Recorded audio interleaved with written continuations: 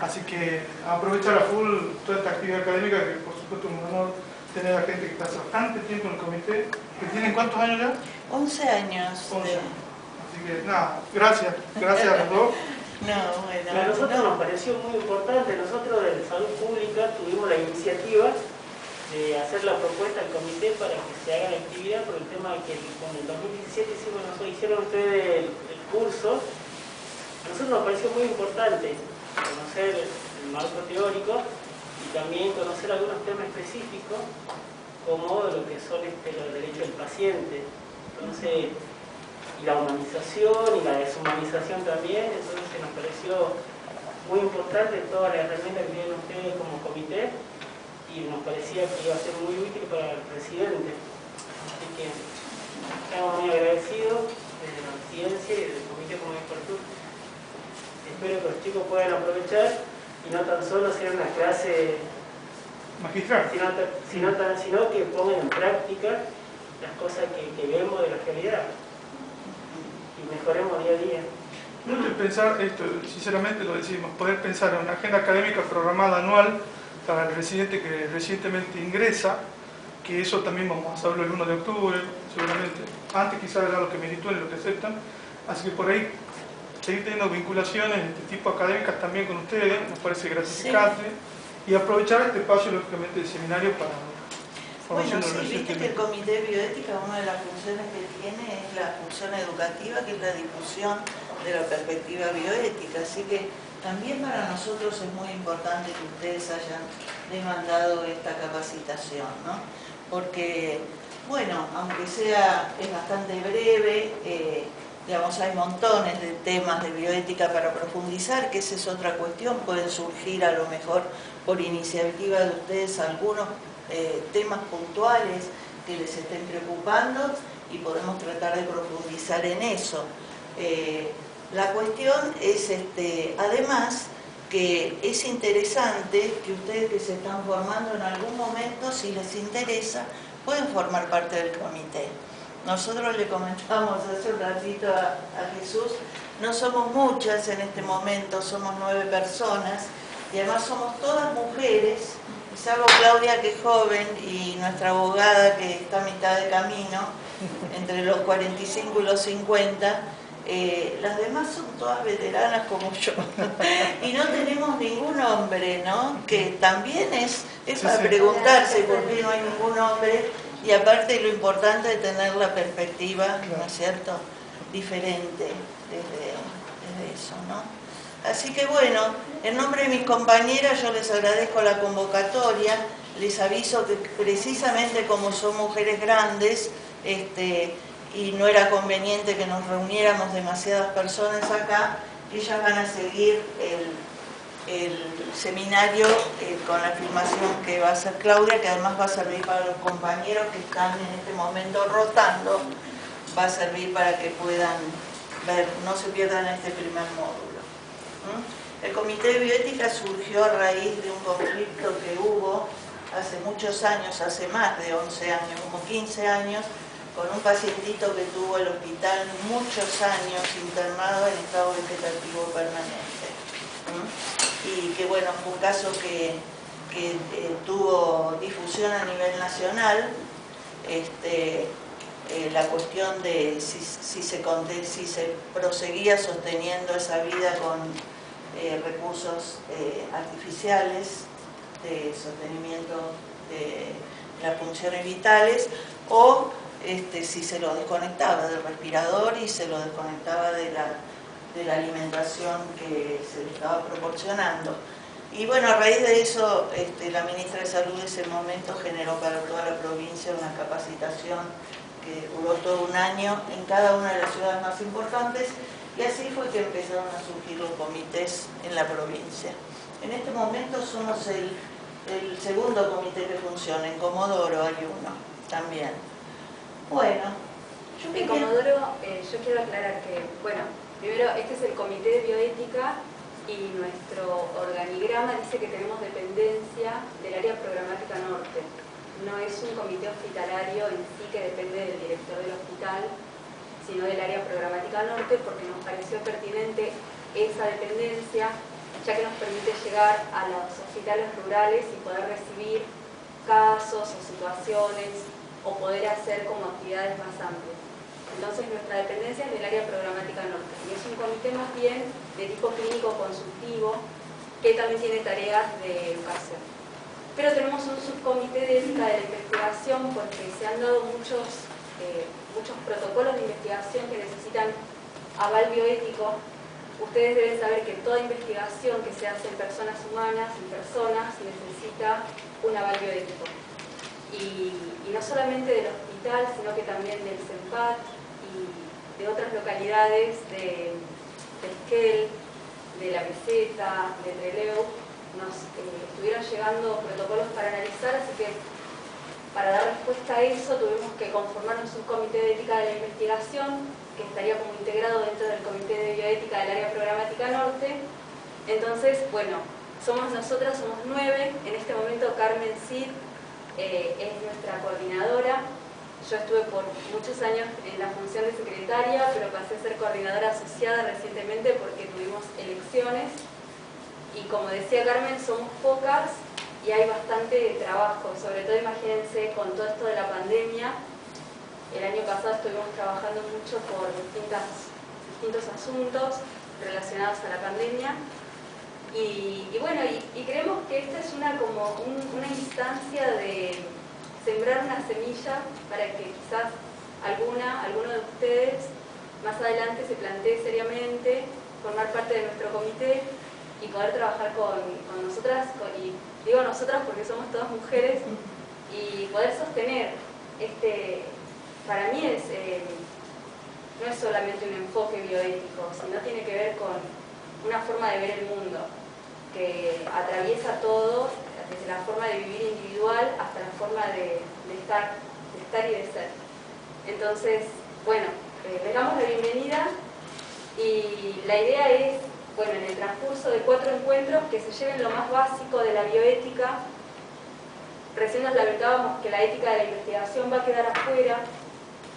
Hay un montón de temas que se pueden profundizar, pero porque no queremos hacerlo demasiado extenso y se hace tedioso y a veces muy cargado, pero sepan que es como una introducción, ¿no? Y nuestra idea es darles algunas actividades previas a cada seminario y posteriores a cada seminario, de manera que pueda tener una continuidad y que no sea solo esta instancia de este encuentro. Bueno, sí, van a ser 4 módulos. Yo voy a empezar con una introducción y voy a empezar con las teorías más clásicas de la bioética. En el próximo, que va a ser el 16, recién porque próximo viernes, el 9 de julio, Claudia se va a ocupar de teorías alternativas, que son más actualizadas, más novedosas, y además algo de comités de bioética. Después vamos a tener un tercer módulo que va a estar a cargo de nuestra abogada, que va a hablar de todos los aspectos legales relacionados con la bioética. Y finalmente, el último módulo lo va a dar la doctora Nora Díaz, posiblemente compartido con una licenciada en psicología que también forma parte de nuestro comité, y van a plantear cuestiones clásicas de conflictos y dilemas bioéticos en la práctica profesional cotidiana. Así que bueno, esa es la perspectiva. Ustedes tienen en el Classroom subidos todos estos materiales. Está la película WIT completa, que les recomendamos que la vieran, porque de cabo a rabo se pueden analizar montones de cuestiones relacionadas con la bioética en esa película. Y ahora vamos a ver un pedacito nomás como para disparar en la temática de la clase.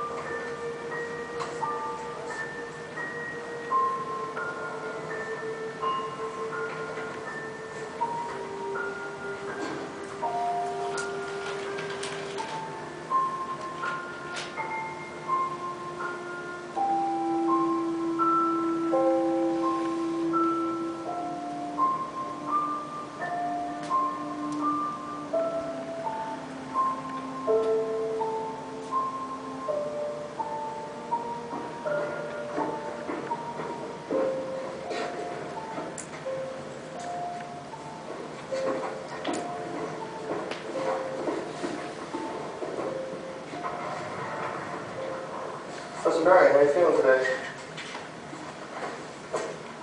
3 p.m. my dehydration totals 2,030 out. Oh, well, that's it. Kidney's gone. Mr. Brian? Highly responsive.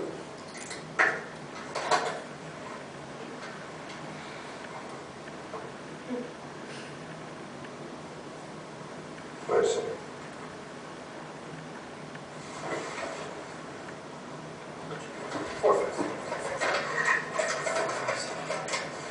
Code blue room 707, code blue room 707. Dr. Posner, POSNER, hurry up.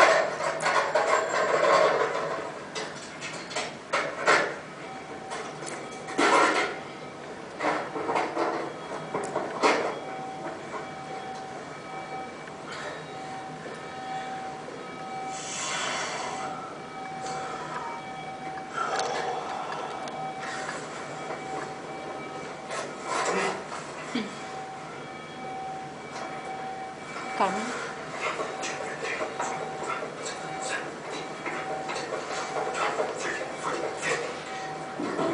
What are you doing? The goddamn coke, She's get being over hard. Greaser. She's no coke, Jason. She's no coke. Let me get all the order. You were right there. You saw it yourself. God, the code. Cancel code, room 707. Sue Monahan, primary nurse. No, Dr. Posner is... No. I got it. No. Get out of the The way. patient is no coke. She's being hard. Let's move it. The patient is being Okay, hard. staff, clear. Listen. Back She's- away do from the not bed. resuscitate. Put the machine on, let's go. The patient There's is no pulse. No pulse. Get that boy on the roller. Hey, get the boy on the way. Stop it. Charging. Listen Yeah, but 1 minute back about to go. Keep it going, Mike. Call back. Stop. Let's go, bro. Move out the way. Go. Hey, no pulse. Hey, hey, listen. I made a mistake. No code. The patient is no code. Who the hell are you? I'm Sue Monahan. I'm the primary nurse. Let me see the goddamn chart. The patient is no code. Just get away from her. You're now resuscitated. Caligian. Daughter was put in yesterday. It's a doctor squad. What is he, a resident? Bueno, no sé si alguna vez vivieron una situación parecida. ¿No? ¿Sí? Es bastante común, digamos. Yo tengo varios amigos médicos y bueno, suele ser una cuestión difícil la comunicación, y cuando hay una existencia de directivas anticipadas en relación a la posibilidad de la muerte, a veces es difícil que todos los servicios del centro estén en conocimiento de eso y digamos, se pongan de acuerdo en relación a la actuación, ¿no? Bueno, un poco esto es parte de la película. Para entender bien la situación deberían ver toda la película,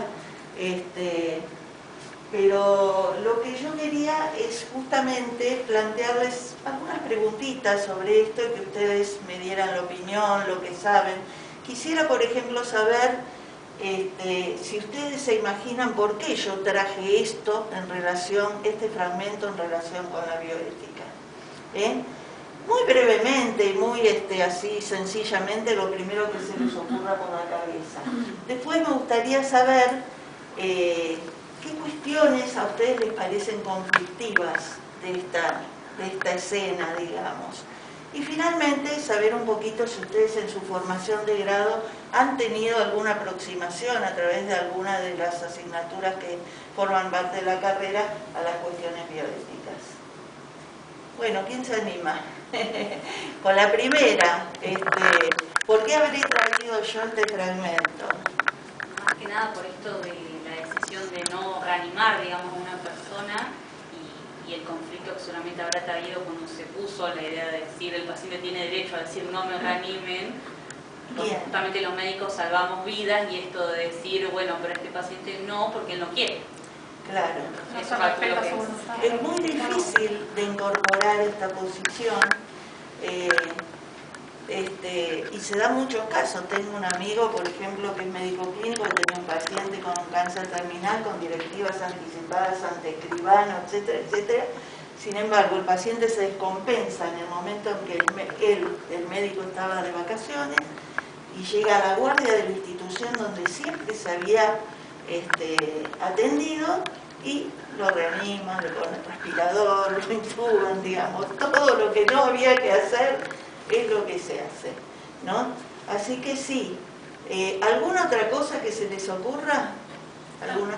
De hecho, en la película, hasta que la enfermera no le habla de las directivas anticipadas, no se lo habían nombrado antes, y ella no sabía que tenía esa opción de elegir, que bueno, lo respetan de todas formas, pero esto de lo importante de comunicarse al paciente, comunicarle que dada esta situación, que es un paciente terminal, que tiene la opción de elegir, digamos, de elegir por una muerte digna, obviamente, también. Claro, muchas veces al profesional le cuesta mucho encarar con el paciente hablar de la propia muerte, ¿no es cierto?, de la posibilidad de la propia muerte.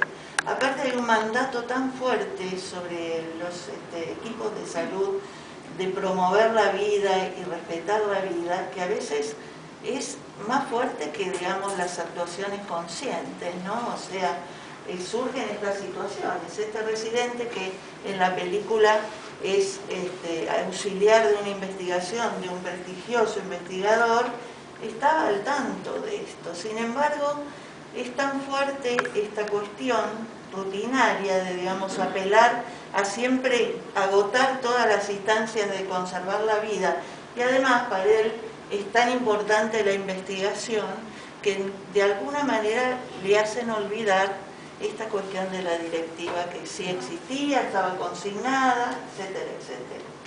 Bien.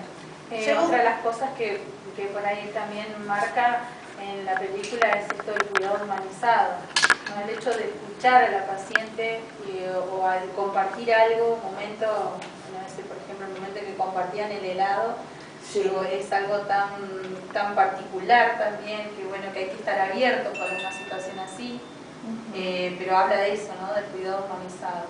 Sí, por supuesto. Sobre eso va a hablar cuando Claudia trate las teorías alternativas, se va a hablar mucho de la ética del cuidado. Sí. No, quería recalcar algo, pero ahí nos pasa a todos también, que pasó en la película, y adiós a las opiniones, como que también el tema del vocabulario, usted, el paciente alerta o no, también en la práctica y en todo, ¿no? Por ahí como, sí. Supongo que también es una herramienta que tenemos nosotros como para todos los tiempos, porque uno se involucra por ahí con todos los casos, salís con la cabeza súper estresada. Pero ¿Y también, qué hablar? bueno, es algo que me pasa siempre. Sí. Eso es que resaltarlo también como algo. Exacto. ¿Qué decías? No, hay que hablar delante del paciente, ¿no? Porque ahí se olvida de que el paciente después lo puede googlear, que puede investigar. Y uno ha hablado con colegas o delante del paciente y no tiene el recaudo de que genera el sentimiento que genera en ese momento de escuchar al paciente. Y por otro lado también es como, bueno, como médicos también es como que tenemos mucho ese esquema de, bueno, hacer esto, lo otro y seguir pasos y, bueno, todos los signos, no tiene que sigue, es como todo muy esquematizado, que podría estar muy incorporado, que también en un paciente de no reanimar no es lo común. Entonces también es difícil salir de lo común, de lo que corresponde del esquema. Sí, por supuesto. Hay, digamos, prácticas que son casi milenarias, ¿no es cierto? Empezando desde la máxima hipocrática, que no hay que dañar. Entonces, bueno, el tema de no proveer, digamos, el tratamiento para conservar la vida, en principio choca, ¿no? Es difícil de aceptar. Y después esto otro, ¿no? Cuestiones que tienen que ver con la empatía con el paciente, que es lo que permite, digamos, tener una cercanía que permite hablar de determinadas cuestiones, y que tampoco es muy común, porque los médicos tienen poco tiempo para las múltiples tareas que tienen y a veces no pueden destinar el poco tiempo que tienen a profundizar esa calidad de vínculo con el paciente, ¿no es cierto? Sabemos que hoy día uno de los problemas típicos de la bioética es la relación médico-paciente, ¿no? Que en esta época tiene una característica muy especial. Bueno, ¿ustedes tuvieron en sus carreras, cuando estaban estudiando, alguna materia que tuviera que ver con bioética? Sí. Sí. Bueno, entonces están familiarizados básicamente con cuál es el campo de la bioética, de qué cuestiones se ocupa, etc. Bueno, vamos entonces a empezar con la primera presentación, a hablar sobre algunos conceptos introductorios de la bioética. Esa es la primera.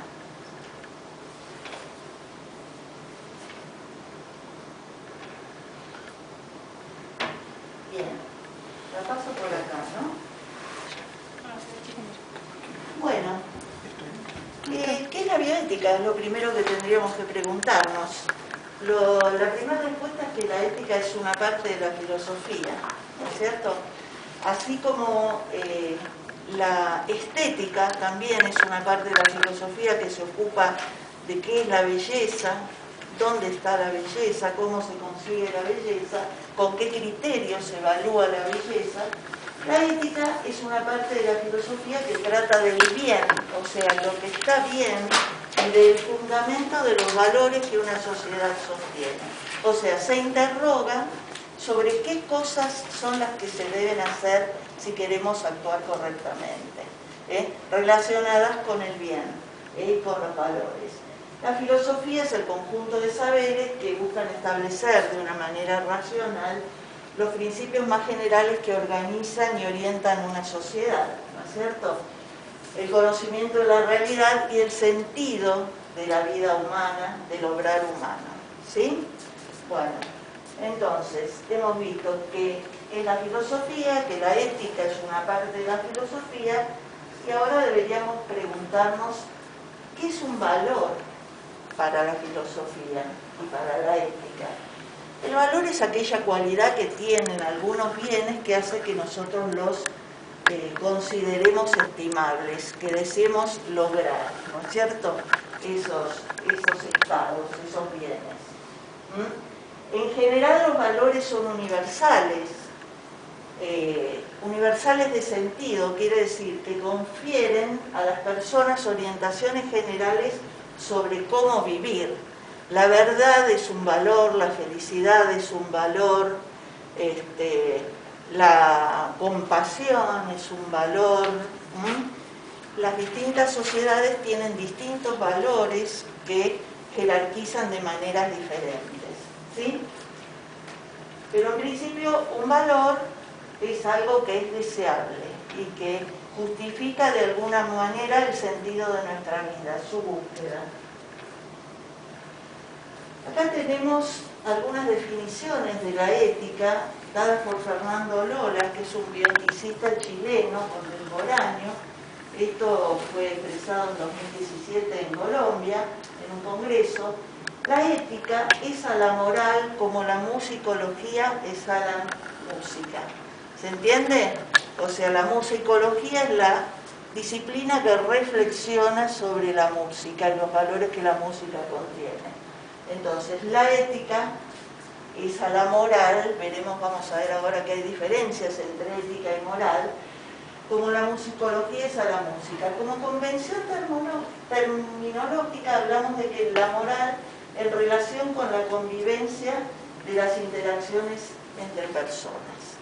Vamos a ver que cada sociedad tiene pautas morales diferentes.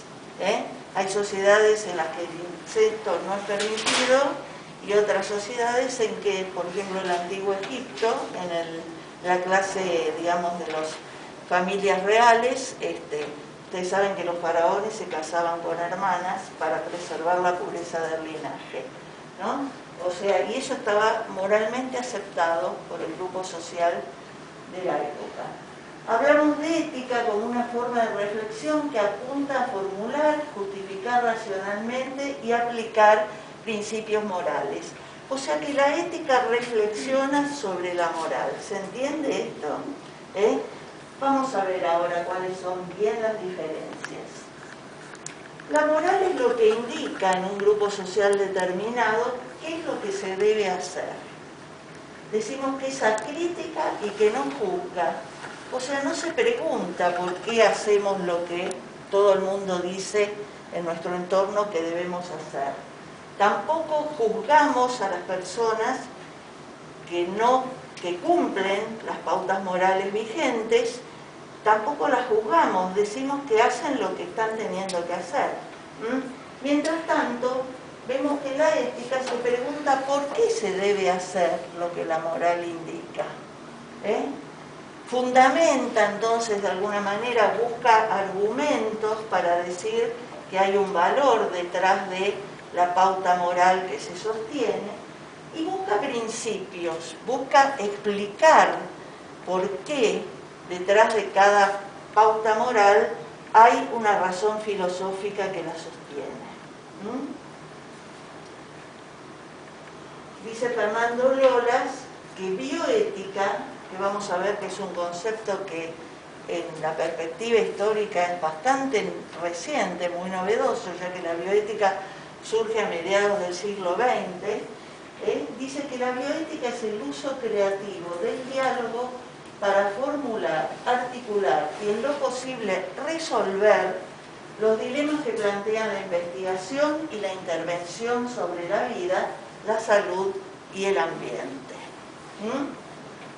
Bien, la bioética es la disciplina que se ocupa de los temas éticos planteados en el ámbito de la salud. No es algo que siempre haya existido, sino que ejemplifica esta tendencia que hay en las sociedades contemporáneas occidentales a reflexionar sobre las decisiones públicas que se toman y las privadas y la calidad moral de las acciones de las personas.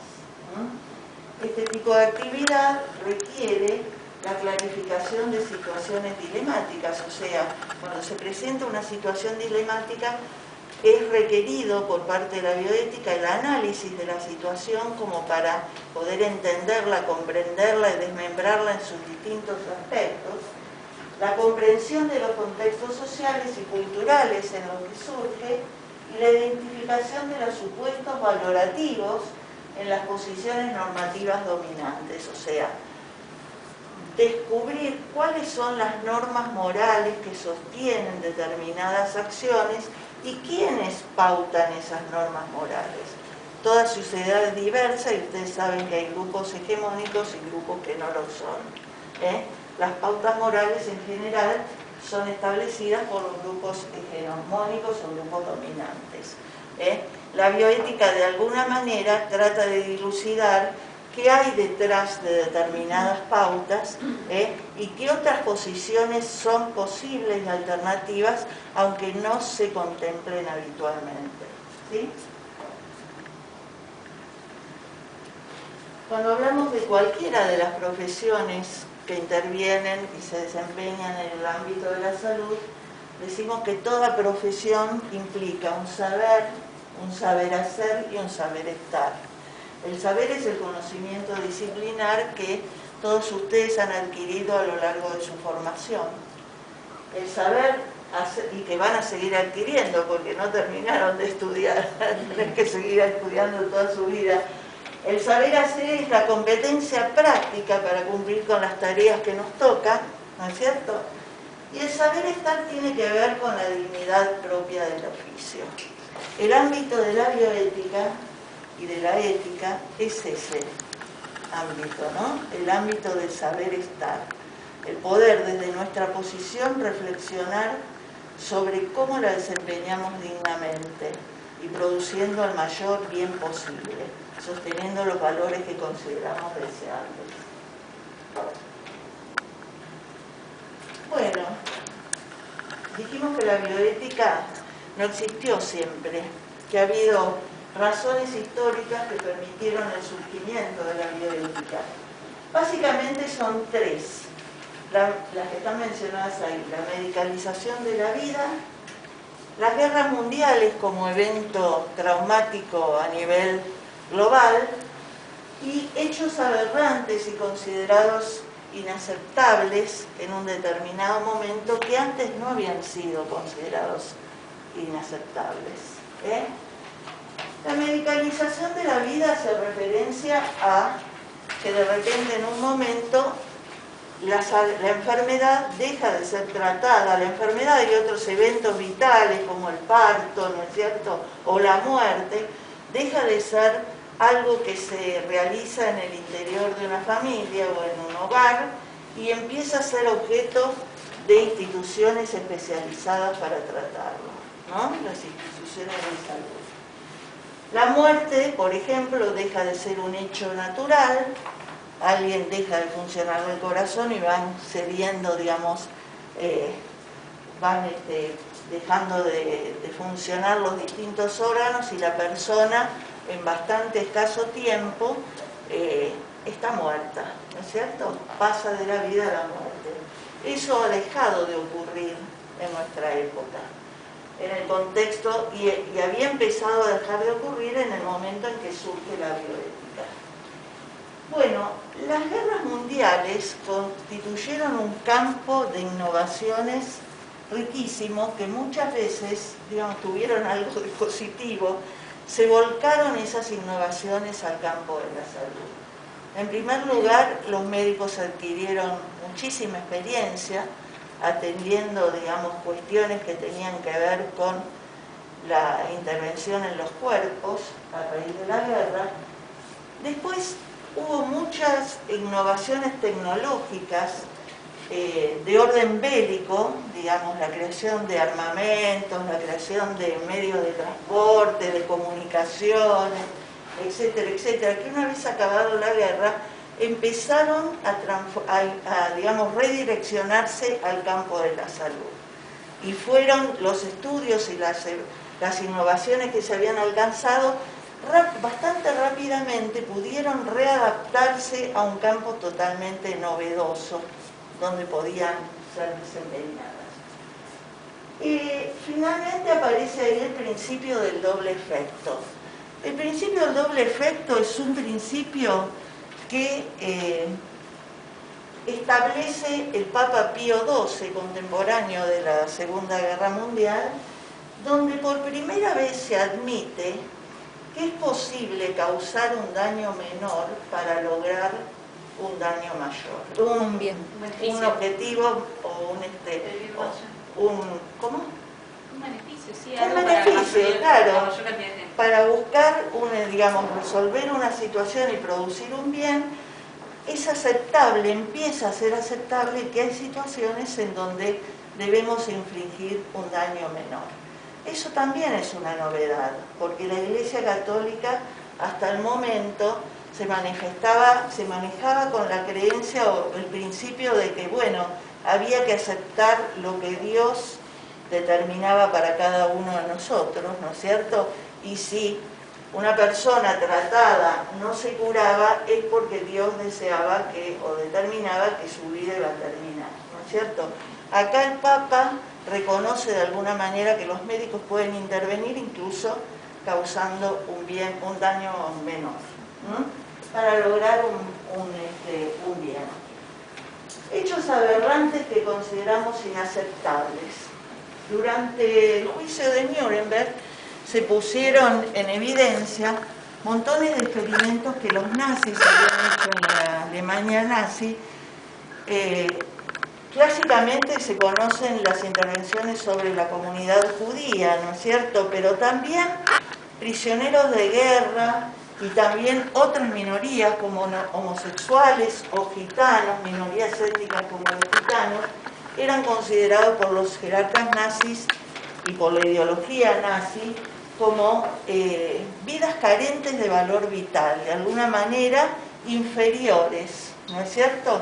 Que podían ser tomadas digamos, para investigar determinadas cosas.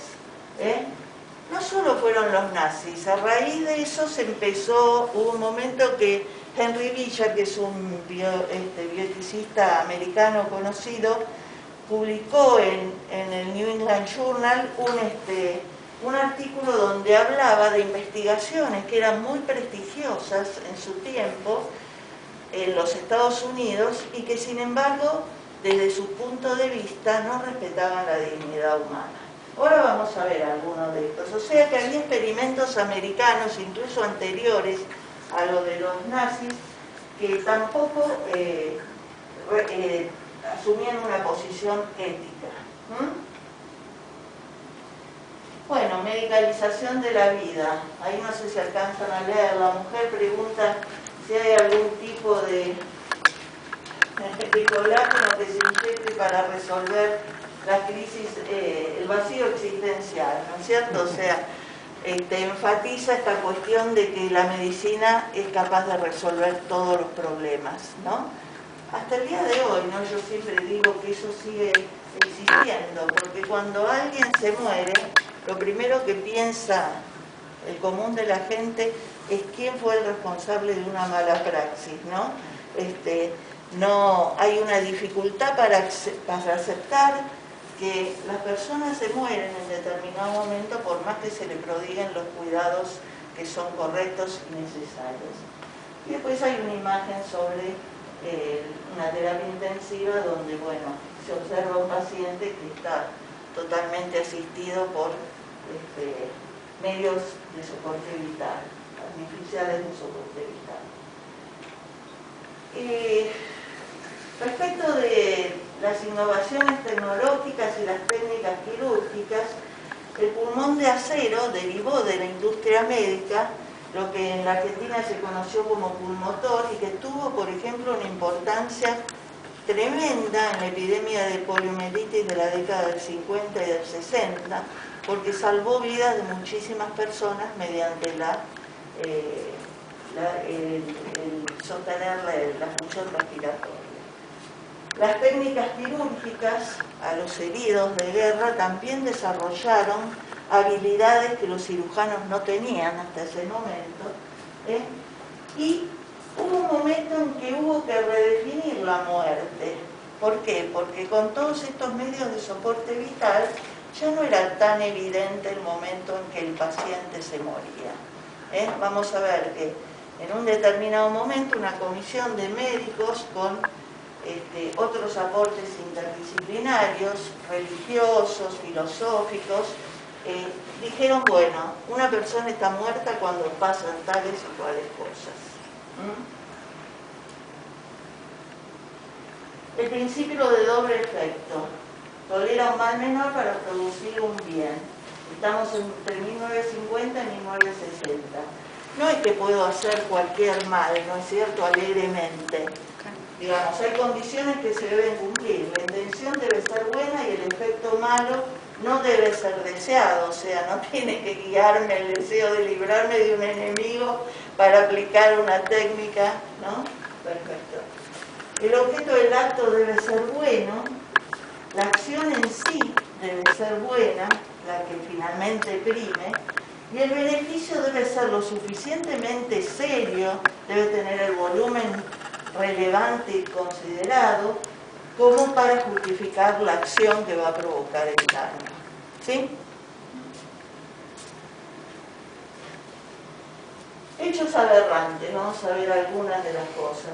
Bueno, ustedes saben que con los prisioneros judíos en los campos de concentración, bueno, los médicos que servían al régimen en ese momento realizaron multitud de experimentos para determinar de qué manera los cuerpos reaccionaban ante la inoculación de enfermedades, de qué manera toleraban la falta de alimento, bueno, donde los sujetos que participaban de la investigación carecían total de valor vital, o sea, eran susceptibles de ser destruidos sin ningún tipo de conflicto.